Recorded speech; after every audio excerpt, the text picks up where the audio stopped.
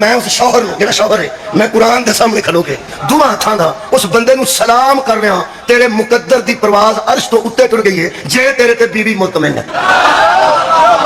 बहुत बड़ा मुकद्दर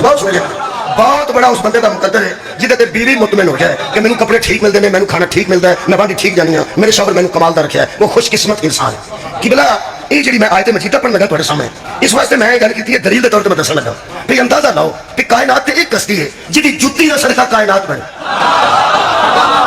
अज तो बाद घर जो लड़ाई मुका लेनी है, कई बंदे मारन ही लग पेंदे ने, तू मैं इन्ना पे करना तू घर कि करनी मैं अज वो तू मुतमिन नहीं पाउंदी मेरा बुजुर्गो अज तो बाद मेरी इस तकलीफ तो बाद घर जाना जे ये लड़ाई मुका देंगे। पूरी कायनात की सब तो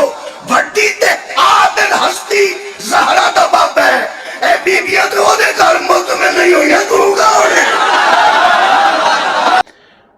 तुसी सुनिया शिया ज़ाकिर नासर तलाड़ा ने किस कदर चलाकी और मक्कारी नाल इशारियां किनाया अंदर नबी पाक सल्लल्लाहु ताला अलैहि वसल्लम दी अज़वाज पाक ते तानु तशनी कीता और गल बनाई कि देखो जी बेटी अपने बाप दे घर राज़ी हुंदी है, जिहड़ी भांजी मामे दे घर राज़ी हुंदी है और माँ अपने बेटे दे घर राज़ी हुंदी, एक नहीं राज़ी हुंदी ते बीवी अपने शौहर ते राज़ी नहीं हुंदी। ये सारियां गल्लां करके अपनियां विच पुठियां सीधियां मिसालां दे के आखिर ते निशाना बनाया अज़वाज मुतहरात रज़ी अल्लाह तआला अन्हुन्ना नूं कि देखो जी तो वो तो नबी दियां बीवियां भी नबी ते राज़ी नहीं हुईयां। जहालत दा आलम यह है कि अपनियां औरतां नूं जिहड़ियां दुनिया दियां दिलदादा ने, दुनिया की चाहत रखण वालियां ने, जिन्होंने आपे कह रहे हो कि जेवर ये वो लैके दईए,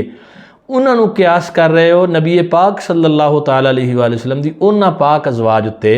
कि जिन्हां ने दुख सुख तकलीफ खुशी गमी हर शय रल के रसूल पाक सल्लल्लाहु ताला अलैहि वसल्लम दे नाल गुजारी।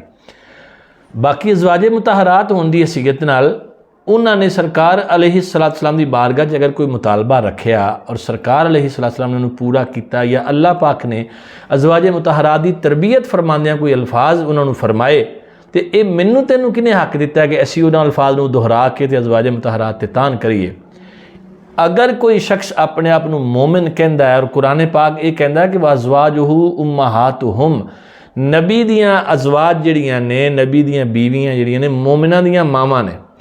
कैसा वो पुत्र होएगा, किड्डा नलायक पुत्र होएगा जिहड़ा माँ बाप की कोई गल लैके ते बाहर जाके अपनी माँ ते तान करे। कोई हया अगर थोड़ी बहुत भी बंदे दे अंदर होवे ना तो बंदा अपने माँ बाप की गल कदे बाहर नहीं करता।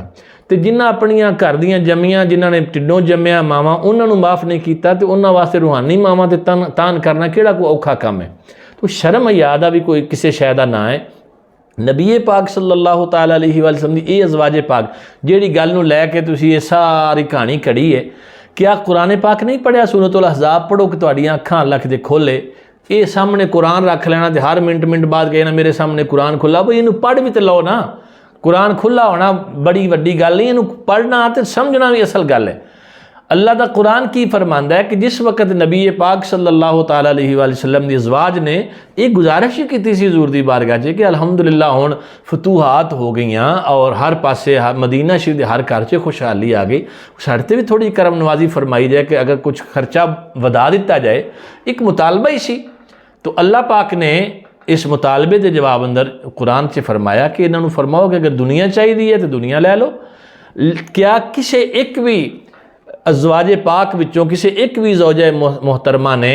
क्या ऐसा किया कि दुनिया तलब की होवे और हुज़ूर नूं छड्ड के? सब तो पहले रसूल करीम सल्लल्लाहु ताला अलैहि वसल्लम ने उम्मुल मोमिनीन हज़रत सैयदा आयशा सिद्दीक़ा नूं फरमाया कि आयशा कुरान नाज़िल हो गया, हुण फैसला तुसीं करना और ए आयशा तू चाहे तो अपने वालिद साहब नाल अपनी वालदा नाल मशवरा भी कर लो कि मेरे को रहना है या दुनिया का कोई माल चाहिए। सैयदा आयशा पाक ने आख्या हज़ूर इस मसले च मैनू अपने वालदैन नाल मशवरा करने की ज़रूरत नहीं,